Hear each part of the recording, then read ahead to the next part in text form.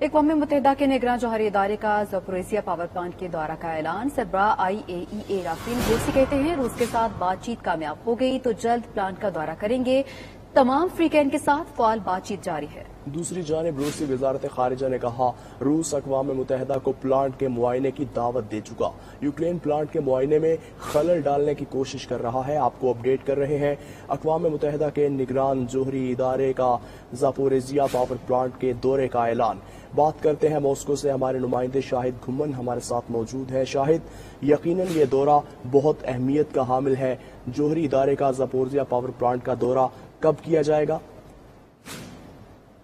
جی بالکل، اقوام متحدہ کے جوہری نگران ادارے نے اعلان کیا کہ اگر روس کی جانب سے یوکرین کے جوہری پلانٹ زاپوریزیا تک رسائی کی اجازت ملتی ہے تو وہ جلد وہاں کا دورہ کریں گے۔ روس نے 24 فروری کو یوکرین میں فوجی آپریشن کا آغاز کیا اور مارچ کے اوائل میں روس نے یوکرین میں واقع زاپوریزیا جوہری پاور پلانٹ کا قبضہ کر لیا۔ تب سے اب تک یہ جوہری پلانٹ روسی فوجیوں کے قبضے میں ہے، جس کی وجہ سے مغربی ممالک کی نیندیں حرام ہو چکی ہیں۔ جمعہ کے روز روسی صدر ولادیمیر پوتن اور فرانسیسی صدر کے درمیان ٹیلی فون رابطہ ہوا تھا۔ دونوں رہنماؤں نے اس بات پر اتفاق کیا کہ IAEA کے ماہرین کو جلد جوہری پلانٹ میں بھیج کر جائزہ لیا جائے کہ موجودہ صورتحال کیسی ہے، جس پر صدر پوتن کا کہنا تھا کہ اقوام متحدہ کے حکام کو زاپوریزیا جوہری پلانٹ کا معائنہ کرنے اور اس تک رسائی کی اجازت دی جائے گی۔ صدر پوتن کے بیان کا خیر مقدم کرتے ہوئے IAEA کے ڈائریکٹر جنرل کا کہنا تھا کہ وہ اس پلانٹ کا خود دورہ کرنے کے لیے تیار ہیں۔ اقوام متحدہ میں روس کے مستقل نمائندے بینزیا کا کہنا ہے کہ کیف کی جانب سے زاپوریزیا نیوکلیئر پاور پلانٹ پر مسلسل گولہ باری مغرب کی مجرمانہ ملی بھگت کا نتیجہ ہے۔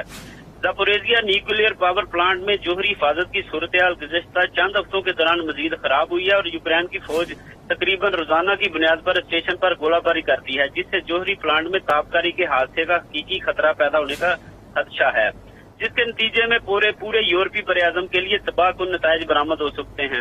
روس کے قومی سلامتی کونسل کے سیکرٹری نیکولائی پیتروشیو کا تاشقند میں جوہری شنگھائی تعاون تنظیم کی میٹنگ سے خطاب کرتے ہوئے کہنا تھا کہ یوکرینی فوج امریکہ کی جانب سے فراہم کردہ ہتھیاروں کا استعمال کر رہی ہے، جس کی وجہ سے زاپوریزیا جوہری پاور پلانٹ کی تباہی کا خطرہ اب بھی برقرار ہے۔ انہوں نے کہا کہ اگر ایسی کوئی تباہی ہوتی ہے تو اس کے مضمرات پوری دنیا میں محسوس کیے جائیں گے اور اس کی ذمہ داری واشنگٹن، لندن اور ان کے اعلیٰ کاروں پر عائد ہوگی۔ اس حوالے سے اقوام متحدہ کے سیکرٹری جنرل بھی کہہ چکے ہیں کہ وہ جنوبی یوکرین میں جوہری پلانٹ کے قریب ہونے والی لڑائی پر شدید فکر مند ہیں۔ جی صحیح، شاہد گھمن تفصیلاً اپڈیٹ کرنے کے لیے آپ کا شکریہ۔